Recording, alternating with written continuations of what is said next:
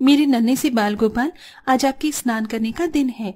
मीरा अपने छोटे से बाल गोपाल की मूर्ति एक छोटी सी प्लेट में रखती है और जल से उन्हें अच्छे से स्नान करवाकर उन्हें वस्त्र पहनाती है और उनके अच्छे से श्रृंगार करके उनकी पूजा करती है।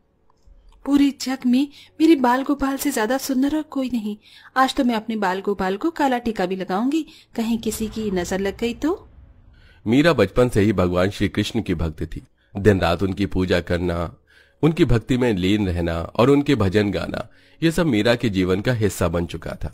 मीरा अपने बाल गोपाल से बात कर ही रही होती है कि तभी मीरा के घर उसकी अमीर सहेली शालिनी आती है। बड़ी सी बड़ी पागल देखी है, लेकिन तुझ जितना पागल मैंने आज तक नहीं देखा। अरे भला कोई किसी मूर्ति से इतना प्यार करता है क्या? शालिनी, ये सिर्फ एक मूर्ति नहीं बल्कि मेरे बाल गोपाल है, और खबरदार अगर तूने मेरे बाल गोपाल के बारे में कुछ भी कहा तो।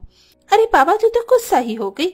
चल सॉरी, वैसे मैं शॉपिंग करने जा रही थी तो सोचा तुझे भी ले चलती हूँ। आखिरकार कब तक तू इन फटे कपड़ों में ही घूमती रहेगी?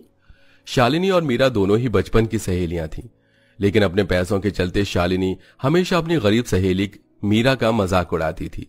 ऐसे ही समय गुजरता है और शालिनी के माँ बाप एक बड़े घर में उसका रिश्ता तय कर देते हैं और आज शालिनी की शादी होती है। कितनी सुंदर लग रही है मेरी सहेली। हे मेरे बाल गोपाल, मेरी सहेली की शुरू होने वाली नई जिंदगी को खुशियों से भर देना और उसे कभी किसी चीज की कोई परेशानी मत होने देना। ममता जी, ये लड़की कौन है जो शालिनी के लिए इतनी प्रार्थना कर रही है? इसका नाम मीरा है और ये मेरी बेटी की बचपन की सहेली है।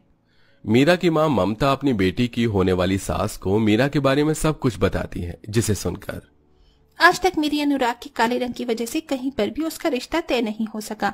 अगर ये लड़की मेरे अनुराग से शादी कर ले तो मेरे तो सर से काफी बड़ा बोझ उतर जाएगा। अपने बेटे के काले रंग की वजह से शारदा गरीब मीरा को अपनी बहू बनाने के लिए तैयार हो जाती है। शारदा मीरा के माता पिता से बात करके मीरा का रिश्ता अपने काले बेटे अनुराग के लिए मांगती है और अब कुछ दिनों में शादी करके मीरा अपने ससुराल आ जाती है। मीरा बहू, तुम तो जानती हो कि हमने कुछ समय पहले ही अपना एक नया घर बनाया है। ऊपर का तो सब कुछ अच्छे से बन गया, लेकिन नीचे बस ये दीवारों पर सीमेंट लगा है और अनुराग हमेशा शुरू से ही नीचे रहा करता है, इसलिए तुम्हें नीचे रहने में कोई दिक्कत तो नहीं है ना? नहीं माँ जी, मैं आराम से रह लूंगी। अब शादी के बाद जहां एक ससुराल में होने के बावजूद भी अमीर सहेली शालिनी ऊपर आलीशान से कमरे में रहती है, वहीं बेचारी गरीब सहेली मीरा नीचे खाली सीमेंट से बने हुए कमरे में अपने पति अनुराग के साथ रहती है। मीरा अपने कमरे में ही एक छोटा सा टेबल रखकर अपने नन्हे बाल गोपाल को उस टेबल पर स्थापित करके उनकी पूजा करना शुरू कर देती है। कहने को मीरा के ससुराल में भी भगवान श्री कृष्ण का बहुत बड़ा मंदिर बना हुआ था, लेकिन वो मंदिर ऊपर वाले फ्लोर पर था और मीरा की गरीबी के चलते मीरा की सास शारदा उसे भगवान श्री कृष्ण के मंदिर के पास आने भी नहीं देती थी। कितनी बार कहा है तुझे, अपने इन गरीब हाथों से मेरे भगवान श्री कृष्ण को हाथ लगाने की कोई जरूरत नहीं है। लेकिन माँ जी, भगवान के लिए तो हर गरीब अमीर इंसान एक ही होता है, तो आप ऐसा क्यों भेदभाव कर रही हो? तेरी इतनी औकात की तो मुझसे जुबान लड़ाएगी। मीरा की गरीबी के चलते शारदा उसे खरी खोटी सुनाने लग जाती है, लेकिन वहीं ये सब देखकर भी मीरा की अमीर सहेली शालिनी मीरा के लिए अपनी सास से कुछ नहीं कहती। ऐसे ही समय गुजरता है और अब मीरा का मनपसंद त्योहार जन्माष्टमी आने वाला होता है। सुनिए जी, जन्माष्टमी आने वाली है। शादी के बाद ये मेरी पहली जन्माष्टमी होगी, इसलिए मैं इसे धूमधाम से मनाना चाहती हूँ। मैं जानता हूँ मीरा, तुम बाल गोपाल की कितनी बड़ी भक्त हो और उनकी जन्माष्टमी तुम्हारे लिए कितनी खास है।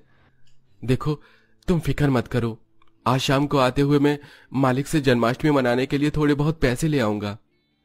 अनुराग के काले रंग की वजह से शारदा ने उसकी पढ़ाई पर भी ज्यादा कभी ध्यान नहीं दिया था, जिसके चलते जहां अनुराग का छोटा भाई विवेक एक बड़ी सी मल्टीनेशनल कंपनी में काम करता है, वहीं अनुराग एक मामूली सी फैक्ट्री में काम करके अपना और मीरा का खर्च चलाता है।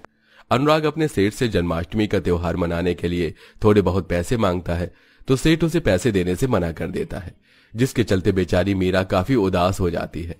इस साल मैंने जन्माष्टमी के लिए क्या क्या सोचा था कि मैं अपने बाल गोपाल के लिए सुंदर सुंदर कपड़े और उनको झुलाने के लिए प्यारा सा झूला लेकर आऊंगी और उनकी मनपसंद की खीर भी बनाऊंगी। क्यों मेरे कन्हैया, हम गरीबों के साथ ही ऐसा क्यों होता है? जहां एक तरफ नीचे रह रही गरीब सहेली मीरा पैसे न होने की वजह से काफी उदास हो रही थी, तो वहीं ऊपर रह रही अमीर सहेली शालिनी। माँ जी, ये इतनी सारी तैयारी किस चीज की चल रही है? ये फूल, लाइट, डेकोरेशन का सामान, अभी तो कोई त्योहार भी नहीं आ रहा है, तो ये सब क्यों? शालिनी बहू, क्या तुझे पता नहीं कि जन्माष्टमी आने वाली है? हमारे भगवान श्री कृष्ण का जन्मदिन आने वाला है, इसलिए मैं ये सारी तैयारी कर रही हूँ। चल आज मेरी मदद कर। ओ गॉड, क्या मुसीबत है ये। अच्छा खासा मैं अपने रूम में बैठकर मूवी देख रही थी। शालिनी मुंह बनाते हुए अपनी सास के साथ भगवान श्री कृष्ण के मंदिर को सजाने में मदद करती है। शादी के बाद शालिनी की भी ये पहली जन्माष्टमी थी, इसलिए शारदा शालिनी के लिए काफी सुंदर सी साड़ी और गले का सेट लेकर आती है और जानबूझकर नीचे रह रही मीरा को जलाने के लिए अपनी अमीर बहू को वो साड़ी और गले का सेट मीरा के सामने देती है। शालिनी बहू, ये ले, ये साड़ी और एक गले का सेट तू जन्माष्टमी पर पहनना। आखिरकार तू मेरी बहू है, किसी चीज की कमी नहीं होनी चाहिए। अपनी सास को अपनी अमीर सहेली को साड़ी और गहने देता देख मीरा के मन में भी नई साड़ी पहनने की आस जागती है, लेकिन मीरा अपनी गरीबी देखते हुए कुछ नहीं कहती और सीधा अपने कमरे में चली जाती है। वहीं अब जन्माष्टमी को सिर्फ 2 से 3 दिन रह जाते हैं, जिसके चलते ऊपर रह रही अमीर सहेली के घर में जन्माष्टमी की तैयारी चल रही होती है। पूरा का पूरा मकान किसी दुल्हन की तरह सजा होता है और उसमें कई तरह के मीठे और नमकीन पकवान बना रहे होते हैं, जिसकी खुशबू नीचे रह रही गरीब सहेली के कमरे तक आ रही होती है। मेरी बाल गोपाल, मुझे माफ कर देना। मैंने आपसे वादा किया था कि इस साल मैं जन्माष्टमी बहुत अच्छे से मनाऊंगी, लेकिन आप तो हमारे हालात जानते हैं। ये कहते हुए मीरा अपने बाल गोपाल के सामने फूट फूट कर रोने लगती है। तभी मीरा अपने बाल गोपाल की मूर्ति को ध्यान से देखने लगती है, जिससे मीरा के दिमाग में एक आइडिया आता है। ये बाल गोपाल की मूर्ति को बचपन में मैंने मिट्टी से अपने हाथों से ही बनाया था, फिर क्यों ना इस जन्माष्टमी पर मैं मिट्टी से ही इसे छोटे छोटे बाल गोपाल बनाकर उन्हें लोगों को दूं। जन्माष्टमी पर तो हर कोई छोटे बाल गोपाल को अपने घर लाना चाहता है। क्या पता इससे ही मैं अपने बाल गोपाल का जन्मदिन मनाने के लिए पैसे का इंतजाम कर सकूं। मीरा ढेर सारी चिकनी मिट्टी लेकर आती है और उनसे छोटे छोटे बाल गोपाल की मूर्तियां बनाकर उन्हें बाजार ले जाती है। मीरा के हाथ की बनी हुई बाल गोपाल की इतनी प्यारी प्यारी मूर्तियों को देखकर सभी लोग उन मूर्तियों को खरीदने लगते हैं, जिसके चलते मीरा आराम से 1000 रुपए की कमाई कर लेती है, जिससे वो बाल गोपाल के लिए छोटा सा झूला, उनके लिए नए कपड़े और थोड़ा बहुत सजावट का सामान ले आती है। आखिरकार मैं जन्माष्टमी का सारा सामान ले ही आई।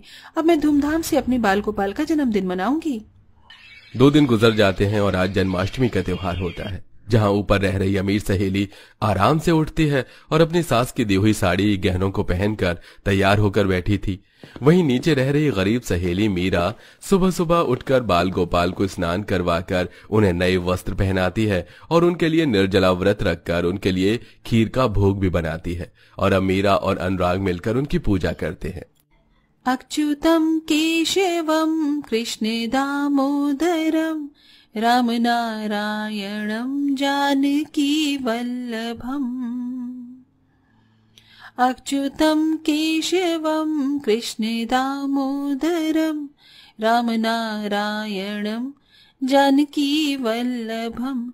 कौन कहती है भगवान आते नहीं, कौन कहती है भगवान आते नहीं, तुम मीरा की जैसी बुलाते नहीं। हे मेरे बाल गोपाल, अपनी कृपा यूं ही मेरे पूरे परिवार पर बनाए रखना। जय हो नंदलाल की। नीचे रह रहे गरीब सहेली अपने पति के साथ कम पैसों में भी हंसी खुशी जन्माष्टमी मना रही थी, लेकिन वहीं दूसरी तरफ ऊपर रह रही अमीर सहेली शालिनी। एक तो माँ जी ने मुझसे जबरदस्ती निर्जला व्रत रखवा दिया। बस अब मैं और भूखी नहीं रह सकती। मैं तो चली खाना खाने। शालिनी चुपके से बाहर से चिकन बिरयानी ऑर्डर कर देती है और जन्माष्टमी के दिन कमरे में बैठकर बिरयानी खाने लगती है। तभी शारदा शालिनी के कमरे में चली जाती है और अपनी बहू को जन्माष्टमी के दिन नॉनवेज खाता देख शारदा को अपनी आंखों पर यकीन नहीं होता। शालिनी, ये सब क्या है? आज जन्माष्टमी के दिन तू घर में मांस मच्छी खा रही है? शारदा की चिल्लाने की आवाज सुनकर अनुराग और मीरा भी ऊपर शालिनी के कमरे में आ जाते हैं। अपनी अमीर सहेली की बिरयानी खाने पर अपनी सास को उस पर इस तरह चिल्लाते देख मीरा को बिल्कुल भी अच्छा नहीं लगता। बस करिए माँ जी, इसमें शालिनी की कोई गलती नहीं। वो तो शुरू से ही इन सब चीजों के बारे में ठीक से नहीं जानती है, इसीलिए उसने गलती से बिरयानी खा ली। आप फिक्र मत करिए, मैं पूरे घर की गंगा जल से शुद्धि कर देती हूँ, फिर कोई परेशानी नहीं होगी। कुछ सीख मीरा बहू से। मेरी ही गलती थी कि अपनी बहू के गरीबी के चलते मैंने उसे हमेशा नीचे रखा और उसे बिल्कुल भी सम्मान नहीं दिया। मीरा बहू, मुझे माफ कर देना। माफी तो मुझे मीरा से मांगनी चाहिए। जब जब माँ जी तुम पर गुस्सा करती थी मैं मन ही मन खुश होती थी, लेकिन आज जब बारी तुम्हारी खुश होने की आई तो तुम मेरी साइड ले रही हो। सही मायने में दोस्ती तो तुमने ही निभाई है, मैंने नहीं। शालिनी, जो हुआ उसे भूल जाओ।